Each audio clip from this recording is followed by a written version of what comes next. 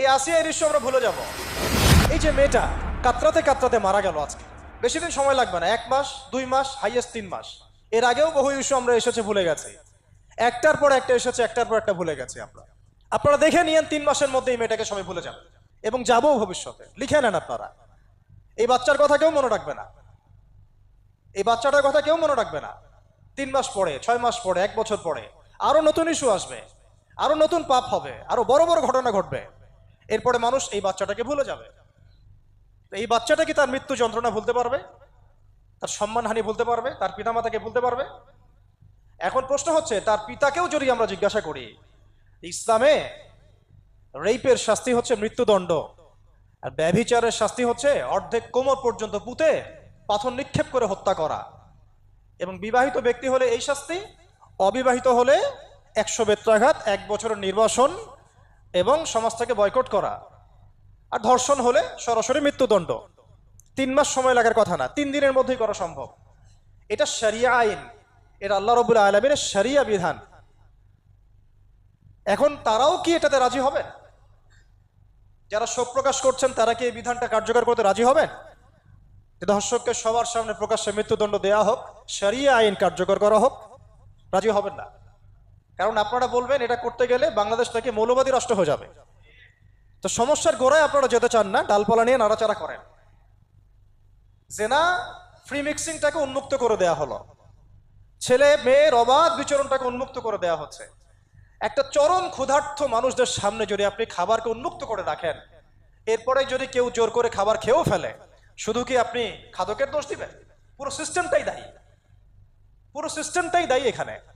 আপনি নারী পুরুষকে অবাধ মেলামেশা দিয়েছেন, ফ্রি মিক্সিংয়ে দিয়েছেন, একদম ছোটবেলা থেকেই, স্কুল লাইফ থেকে, কলেজ লাইফ থেকে, ইউনিভার্সিটি লাইফ থেকে, জব সেকশনে, এমনকি রাজনীতি করতে গেলেও কর্পোরেট সেকশনে, ব্যবসায়িক সেকশনে, অফিস আদালতে, সব জায়গায় ফ্রি মিক্সিংকে অবাধভাবে আপনি উন্মুক্ত করে দিয়েছেন, আমরা উন্মুক্ত করে দিয়েছি। এর উপরে ছড়িয়ে দিয়েছি পর্নোগ্রাফি। পর্নোগ্রাফি সবার ফোনে ফোনে। পর্নোগ্রাফি দেখতে থাকলে একটা মানুষ বাচ্চাকে না, কয়েকদিন পরে পশুর সাথেও জেনা করতে পারে। যদি সামনে দেখেন যে মানুষ পশুর সাথে জেনা করেছে, আপনারা অবাক হতে পারেন, আমি অবাক হব না। কারণ পর্নোগ্রাফি মানুষকে পশুর সাথেও জেনা করতে শেখাবে। বাচ্চা তো কিছুই না। এর উপর আছে বিবাহ বহির্ভূত সম্পর্ক, ব্যভিচার, জিনা, ফ্রি মিক্সিং, ভ্যালেন্টাইন্স ডের মতো দিবসগুলো পালন করে ছেলে মেয়ের অবাধ মেলামেশা। আর এই জেনাগুলোকে আমরা বলছি কাছে আসার গল্প, যেখানে ওর উপরে 100 বেত্রাঘাতের শাস্তি অলরেডি মজুদ হয়ে গেছে। আর কতগুলো যে জেনা হয়েছে এটা তো আল্লাহ পাক ভালো জানেন। একটা দুইটা তো করে নাই, একটার পর একটা চেঞ্জ করেছে। বিবাহিত ব্যক্তি পর্যন্ত অন্যের স্ত্রীর সাথে জেনা করেছে। আর এটা তো ধর্ম তো অনেক বড় বিষয়, ধর্ম তো অনেক বড় বিষয়। এটা তো মানবতা বিরোধী অপরাধ, এটা তো মানবতা বিরোধী অপরাধ।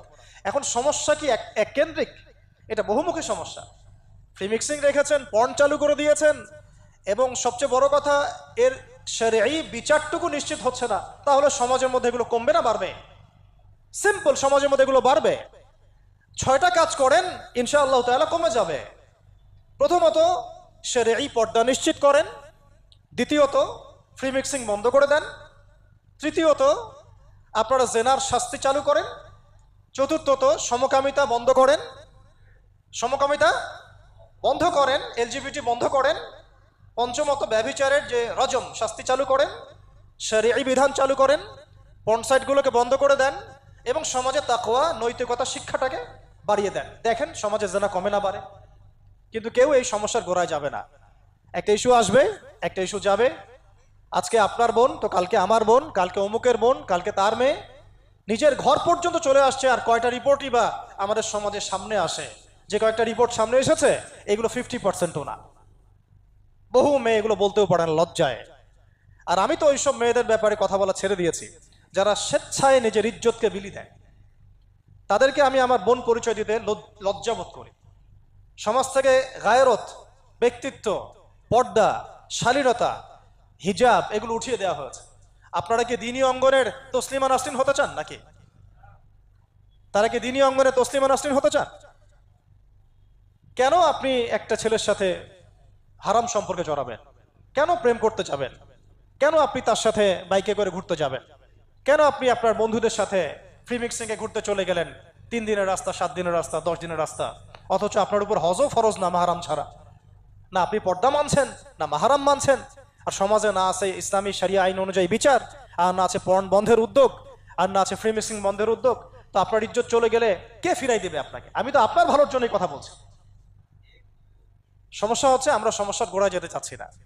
আজকে এই কথাটা আমি এখানে বলতে চাই নাই, শুধু কথা প্রসঙ্গে চলে আসছে যে এই যে মেয়েটা কাতরাতে কাতরাতে মারা গেল আজকে, আপনারা দেখে নিয়েন 3 মাসের মধ্যে এই মেয়েটাকে সবাই ভুলে যাবে। সমস্যার গোড়ায় আসেন। সমস্যার গোড়া হচ্ছে আল্লাহর জমিনে আল্লাহর দ্বীন ইসলাম বাস্তবায়ন না হওয়া পর্যন্ত এই মানবতার মুক্তির কোনো রাস্তা নাই। আল্লাহর কসম করে বলতেছি, আল্লাহর জমিনে ইসলাম, কোরআন, সুন্নাহ, রাসূলের আদর্শ বাস্তবায়ন হওয়ার আগ পর্যন্ত এই জাতির স্বাধীনতা বলে কোনো শব্দ নাই, এই মানবতার মুক্তির কোনো পথ নাই। কেউ আমরা স্বাধীন না, কেউ আমরা আমাদের ইনসাফ ন্যায্য অধিকারটুকু পাবো না। কালকে আপনার ঘরে এই সমস্যাগুলো আসলে আপনি এটাকে প্রতিহত করতে পারবেন না। বিচার চেয়ে বেড়াবেন এক মন্ত্রণালয় থেকে আরেক মন্ত্রণালয়ে, ফাইল ঘুরতে থাকবে, আপনার কেস বন্ধ হয়ে যাবে, আপনার বোনের ইজ্জত ফিরে আসবে না। আর রাসূল সাল্লাল্লাহু আলাইহি ওয়াসাল্লামের জামানায় আপনি আমাকে রেপের ঘটনা দেখান কয়টা ঘটেছে? সাহাবীদের জামানায় রেপের ঘটনা দেখান কয়টা ঘটেছে? জেনার ঘটনা দেখান না কয়টা ঘটেছে? ব্যভিচার কয়টা ঘটেছে? চুরি বা কয়টা হয়েছে? কয়টা হয়েছে? ডাকাতি কয়টা হয়েছে? একটা দুইটা রেয়ার আপনি ঘটনা দেখাতে পারবেন। এবং যখন সেই ঘটনা ঘটেছে ইনস্ট্যান্ট দেন এন্ড দেন নবী সাল্লাল্লাহু আলাইহি ওয়াসাল্লাম শরীয়ত আইন বাস্তবায়ন করেছেন। তিনি শুধু মানুষকে তাকওয়ার ওয়াজ নসিহত করেন নাই, বরং আল্লাহর আইনও বাস্তবায়ন করেছেন। এই দুইটা সমানুপাতিকভাবে চলতে হবে সমাজের মধ্যে। শুধু তাকওয়ার ওয়াজ করেই সব বন্ধ করা যাবে না, আইনও বাস্তবায়ন করতে হবে। তখন দেখবেন সমাজ সমান্তরালভাবে চলবে, একটা আলোকিত সমাজ বিনির্মাণের দিকে আমরা হাঁটতে পারবো ইনশাআল্লাহ। শুধু আমি ওয়াজ করে যাব, আইনের কোনো বাস্তবায়ন নাই, আবার আইন বাস্তবায়নে কথা বলবো, তাকওয়ার কোনো সমাজ নাই, এভাবে হবে না। দুটো একসাথে চলতে হবে। আমরা দুটো থেকেই সমাজকে বিচ্ছিন্ন করে ফেলছি। স্কুল লাইফ থেকে তাকওয়ার শিক্ষাটাকে আস্তে আস্তে শেষ করে ফেলছি। আমি তো দেখালাম তাকওয়া তো শিখবেন আপনি কোরআন থেকে, হাদিস থেকে, সিরাত থেকে, সেটাই তো আমরা পড়ি নাই। আমি চ্যালেঞ্জ করতে পারি আমাদের স্টুডেন্টদেরকে, আল কোরআনুল কারীমের 10টা সূরার অর্থ তারা বলতে পারবেন না, হাদিসের মধ্যে 100টা হাদিস তারা মুখস্থ বলতে পারবেন না। রাসূল সাল্লাল্লাহু আলাইহি ওয়াসাল্লাম পবিত্র জীবনী তারা 20 বছরে একটা কিতাবও একাডেমিক্যালি পড়েন নাই। ইসলামের ইতিহাসের একটা কিতাব একাডেমিক্যালি পড়ানো হয় নাই। তাজকিয়া সংক্রান্ত একটা কিতাব পড়ানো হয় নাই। ফিকহের উসুলে ফিকহ ছাড়া আপনি কিভাবে চলবেন? ফিকহের একটা কিতাব পড়ানো হয় নাই। তাহলে এই জাতিটাকে আপনি কিভাবে ইসলামের দিকে নিয়ে আসবেন? শিক্ষা ছাড়া। শিক্ষা না থাকলে, ইলম না থাকলে আমল কিভাবে আসবে? আমল না থাকলে তাজকিয়া কিভাবে আসবে? তাজকিয়া না থাকলে আত্মশুদ্ধি কেমনে আসবে? আর কিভাবে আমরা সৎ পথে থাকবো, অসৎ পথ থেকে দূরে থাকবো?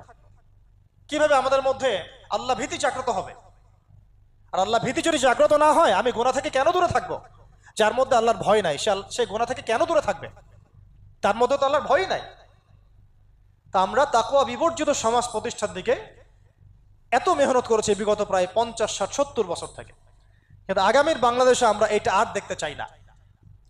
আমরা আগামীর বাংলাদেশে দেখতে চাই প্রত্যেকটা সেক্টরে যেন তাকওয়া নিশ্চিত হয় এমন ব্যবস্থা গ্রহণ করতে হবে, এবং একই সাথে আল্লাহ রাব্বুল আলামিনের জমিনে আল্লাহর বিধানগুলোও বাস্তবায়ন করতে হবে। শুধু তাত্ত্বিক কথাবার্তা বলে, দুঃখ প্রকাশ করে, শোক প্রকাশ করে কোনো লাভ হবে না, যতক্ষণ পর্যন্ত না আমরা আল্লাহ পাকের জমিনে তার আইন এবং বিচারগুলোকে বাস্তবায়ন করতে পারবো। আর আল্লাহর কসম করে বলছি, আল্লাহর জমিনে আল্লাহর বিধান বাস্তবায়ন হলে সমাজে পাপের হার তো কমে আসবেই। সমাজে পাপের হার তো কমে আসবে। কোনো কাফের, মুশরিক, মুরতাদ জনগোষ্ঠী আমাদের দিকে চোখ তুলে তাকাতে পারবে না ইনশাআল্লাহ। আমাদেরকে দাসত্ব শৃঙ্খলে আবদ্ধ করতে পারবে না ইনশাআল্লাহ।